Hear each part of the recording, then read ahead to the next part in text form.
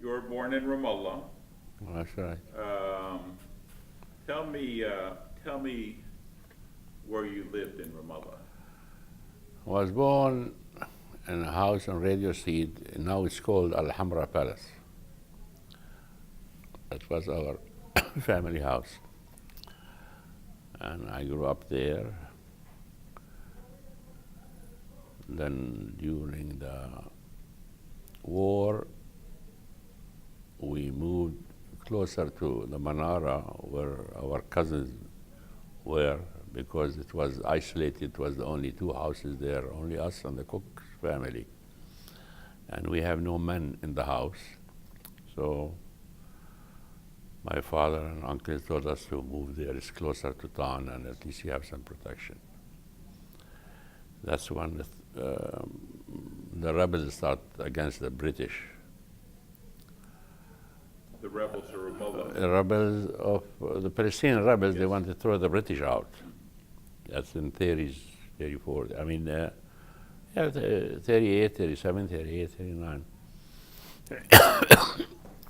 And I went to schools in Tarasanta in Jerusalem. I used to board there till it closed in 46. And I came to the French. I stayed a couple of years and I came here.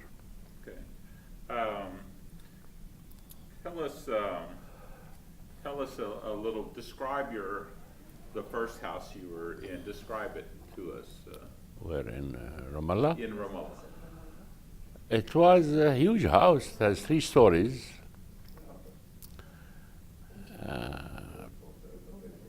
The 3rd floor was all glass, and you could look, see all of Palestine. You see Jaffa, Haifa, the ocean. You see, I mean, it was 360 degrees of glass windows. There's no rooms. It wasn't divided into rooms. We used to sit down there during the summer and have parties. And in fact, actually, I was very young for this. But after that, I used to go there when I was 10. I mean, 10 or so. I used to go up there and see it. It was a very huge house, in that day's standard.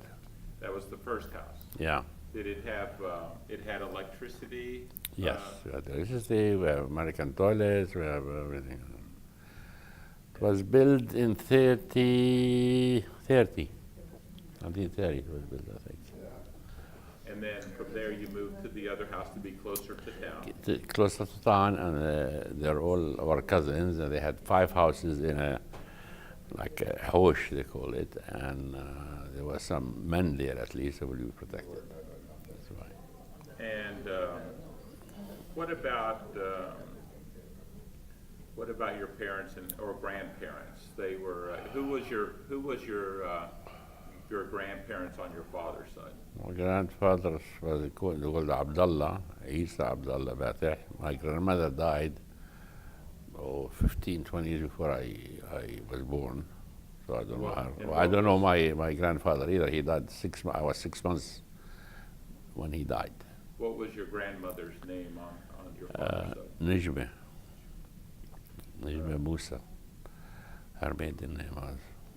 And then on your mother's side? My mother's was, her father's name was Isa Jadallah.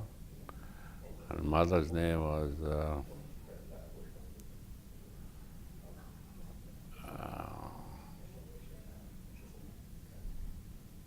Sarah, I think Sarah.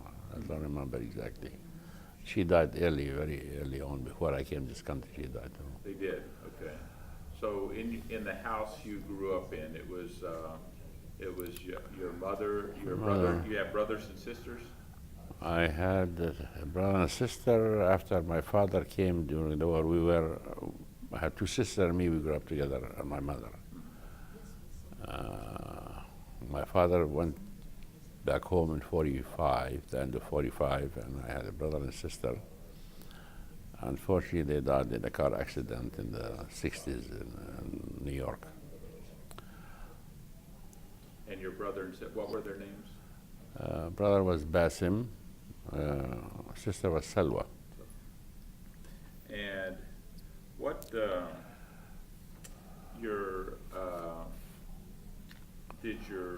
or do you know of your grandparents, your grandfathers, did they have what did they do in Ramallah to make a living? Do you remember, or I know? believe they were farmers. Both of them were farmers, wheat farmers. Wheat farmers. Wheat farmers, or vegetable, wheat, whatever they could make money on, they made their money. And what about growing up in Ramallah? What do you remember the town of your family or your friends? The traditions of Ramallah at the time when you were growing up, young, and things like that. Any special traditions stand out in your mind? Easter. Well, Easter was always Eastern holiday was always a big thing in Ramallah. But I was too young, and I spent most of my time in Jerusalem. I used to come home only for the summer months. You were at the boarding school? Is that right? Yeah. Holidays are always special in Ramallah. I mean, I remember Easter, we used to go out to all the town to collect eggs from, when we are young, 7, 8 years old, 10 years old. Otherwise, I don't recall much. But it's beautiful. I mean, every house had an acre or so land. They have trees around it, surrounding it for shade. And they grew their own vegetables. They have fruit trees. And they were self-sufficient. They had their chickens there, they had their goats there. They were self-sufficient in everything. And during the season, they used to harvest and either can, do whatever they did for the whole year. And now when you were in boarding school, you stayed till what age in Jerusalem? Then I was about 12, 11 or 12. And then to the French school? And The then French you school, went to the French school, about 12, a year, I think 2 years when I came here. I see. In your house, you had your mother, your father was here in the States, is that right? Yeah. My father actually came in 45, and he passed away in 49. In 49. In Ramallah. But when you were growing up, was he in Ramallah or he was here in the States? He was in the States. He was in the States. And what was he doing here? We owned, with his brother, he owned Ramallah Trading Company in New York. And we're working with it. And he came in the States at 45. No, he came to the States in 1912. 1912, okay. I see, 1912. And his brother, the oldest brother, came in 1910, and in 1916 they both opened the company, and then they brought, one brother came in 1919, 1918, and one brother came in 1927. And they worked together. And so he came back to Ramallah in 45. Yeah, after the war. Okay. Now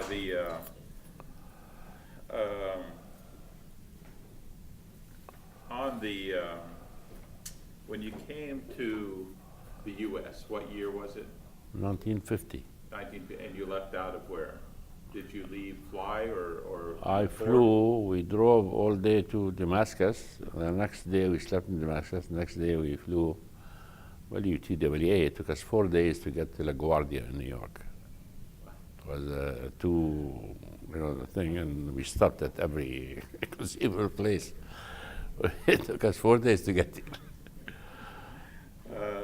What did you think about? So you went to New York first. What did you think? What were your first impressions? Well, actually, I came alone. My mother and sisters were there. They came about 3-4 months after me. But I came to my uncle's house. We have one house, the whole family lived in Brooklyn. And I came with some people that. It's okay. With some people from Ramallah that were here, and they knew our offices in Manhattan.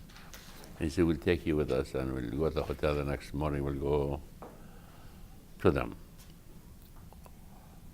And at the airport,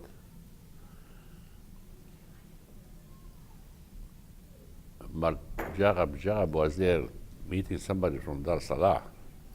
We arrived at about 10:30, 11 o'clock at night. And he says, I know your sister.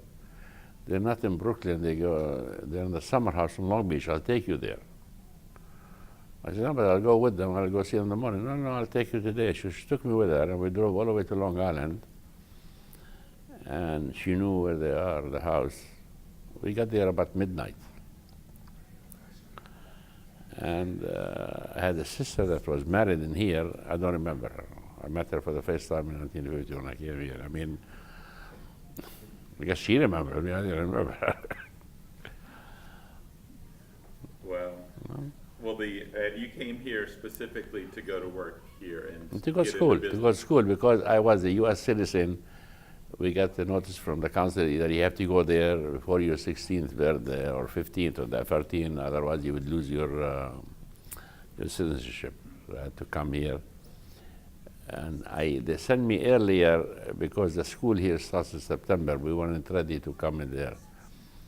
So I'll start school here. And where did you go to school? I got to high school in Brooklyn. I finished high school, then I went to night college. I was working, going to night college for a while. And your time here in school, say when you went to the high school in Brooklyn, was it difficult? You knew English? English, but not perfect. I mean, a little bit. Sure, the first 6-7 months is going to be difficult for everybody that comes over, especially if you don't know the language that well. But then you got accustomed to it. And you move along. Mm-hmm. And did you feel you fit in pretty well after that? You got comfortable? You were fairly comfortable with everything as far as being in the States and going to school and everything? Well, the first 3-4 years, a couple of years I hated it. I wanted to go back. And I told my uncle, I don't like this country, I want to go back. He said, give it 3 or 4 more years and you'll see. He asked me, if you still don't like it, I could send you back. And then what was the next step? You got when did you get married? 61. 61, okay. 61, did you get married here or back home? Back home. You went back home. So you wanted a wife? No, or actually. Someone told you needed a wife? No, I finished my service, and my grandfather, my mother's father, was very sick.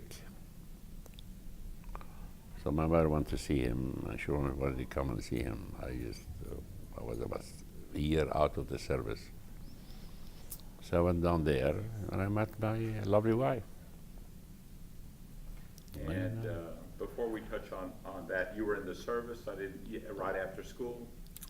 No, actually, I started working in Ramallah Trading right after school, and I kept getting postponements till I was about 24. So you can't have any more postponements. Mm-hmm. You have to go in. So I went in. I spent 2 years in the army. And were you deployed anywhere when you were in the I was in Heidelberg, Germany, for 18 months. And and then we'll get now back to your going over there. You met your wife there when you went back to Ramallah then. Mm-hmm. Tell us a little bit about that. And what is her name? Janan. Janan Mikhail. And how did you meet her? Well, we actually, an uncle of hers was staying in the same hotel we were at. Her uncle and I were walking up to the hotel one day, and Booza Rukab was there, and he looks around, oh, this is my cousin. She was sitting, and her first cousin, Hanan Khail, was sitting with her in the garden. So we stopped in to see them. And I asked him if he want anything to drink, or he said no. So I never asked again, because we don't ask again. And that's when then we went, him and I, we went up there, and he started talking to me about that and all that. So that's how we met at the beginning. And that you got married while you were there on that trip to Roma? Yeah, I think 4 months later we got married. I stayed there about 5 months, 6 months. Mm-hmm. And where did you go on your honeymoon? To Beirut. You had a wonderful time. Yeah, very nice. And so after... Actually, Abdullah Gibran was still there with his wife, the father, and Gibran was there. We met. In Beirut. In You Beirut, saw them while you were there? Yeah. Okay. And so you came back to Ramallah? Came back to Ramallah, and then I made the papers for her, waited till I got the visa, and we came back together. Okay. And that was what year you got married? 1961. 1961. So you still came back to New York. Yeah. And you have kids? I have 4 kids. And what are their names? James, Dina is the oldest, Dina, my daughter, then James, Isa, and Robert. And they were all born in this country? Yes. I guess being that you were working here and already here before you went back, things were getting established and everything like that. It was pretty straightforward, comfortable living in this country with raising your family. Any special hard times or good times or anything you need to know? No hard times. Mm-hmm. No. Pretty straightforward. We established here, and we had working and everything. So it's not like many people that came, they had to struggle. They had nothing to get to struggle. And what about, and then you go back to Ramallah, right? You go back to visit? When I was working, I used to go back to, I did Europe a couple of times a year, Turkey and all that. I usually, when I finish, I used to go 3-4 days to Ramallah from Istanbul. I spend there 3-4 days and come back. Almost every other year I used to go. And from the time that, of course it wasn't a long time, but the time you left the first time and then went back to get married, had much changed in Ramallah at that time? At that time, no. And up to the 80s or mid-80s, it wasn't, but you could see the change coming. But nowadays you go there, it's like nothing but stones. All the trees are out, all the vegetation is gone. Nobody takes care of their land anymore. I mean, we had olive groves that supplied us, and we sold and we lived off them over there. Nobody, I don't know who uses them now. I don't know. Nobody ever takes care of them. It changed quite a bit. Now I go there, I feel I am a foreigner in my own town. Up to the 90s, you used to go there, you go down Main Street, there's 6-7 shops that Ramallah people own. You stop and say hello, you talk with them. Nowadays, there's nobody. I don't even know anybody there anymore. It's bad, and it's sad. And Ramallah people that are there now, they are much younger. I knew their fathers or mothers. I don't know these kids.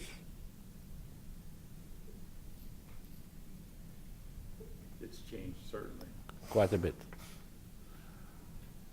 Now, I don't know if it changed for the better, or maybe economically changed for the better, but actually for the small, town that we grew up with and we love so much, it has changed quite a bit. You still have family there? Myself, no. My wife has a sister there, nephews, nieces. I have a cousin on my mother's side, my first cousin. He lives there and he works there. There's no Bateh left in Ramallah for the last 20 years.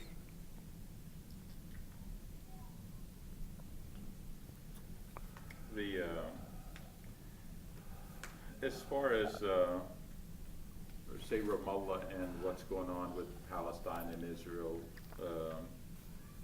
do you think you'll see a change or hope to see anything change, or do you want to see change? Kind of what's going on. What do you think that the whole process? Everybody's always hoping there'll be peace there somehow, but unfortunately, I don't think it's going to be in my time. But I'm sure one day there has to be peace there. Maybe in my children's time, hopefully, if not in my grandchildren's time, because they can't keep on fighting forever.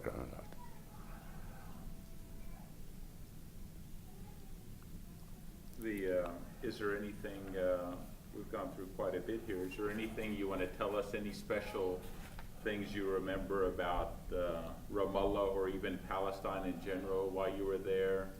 Do you remember, you were talking about earlier about the men who used to patrol or watch over? Oh, that's when the Israeli Arab started the young men in the 30s, they formed a committee. They used to guard Ramallah borders at night. During the day and night, they had, in case somebody tried to come in to do harm for the residents or the homes or the businesses. It was pretty exciting. And I remember one day there was in Ramallah Square, Manara, people were shooting in the air left and right. So I go running there, what's going on? He said, we won Jerusalem, the war just started. 2 days later we found out it's the other way around. But they must have wasted 10,000 bullets for nothing. I mean, that's, what do you think about it? Well, what about, you might have a little perspective different on Jerusalem. When you were going to school there, how was the relationship between the Arab and Jew then at the time when you were? Well, my school was a Catholic school, but we had Muslims, we had Jews living next to each other in the dormitories, and we all get along fine. I don't think there was any problem with them. I mean, we lived with them for centuries. No tension you can remember? No. There was never a tension between Muslim, Jew, or Christian. There's no tension. And up at the time, you left that school in what year? In 46, closed. In 46. So even up to the time. 46 or 47, when the war started, I remember. Yeah, so even up to that time, everything was fine up until, even in 47, was there much going on? Did you feel anything as far as tension building or anything? Or it was pretty? No, but there were, some of the things that politicians were, they were saying, oh, we want them to stop coming. They used to petition the High Court, the British, we don't want any more Israelis coming in, this and that. But, and they kept bringing them in, and that's the war started. That, and then the UN petition came in, and it was in their favor. And I think we'd have been much better off if we just accepted the UN partition, and we'd have been happier. At least we had a port, and we'd have been friends with them. We lived together for centuries. We could live with them again. But unfortunately, politics is dirty.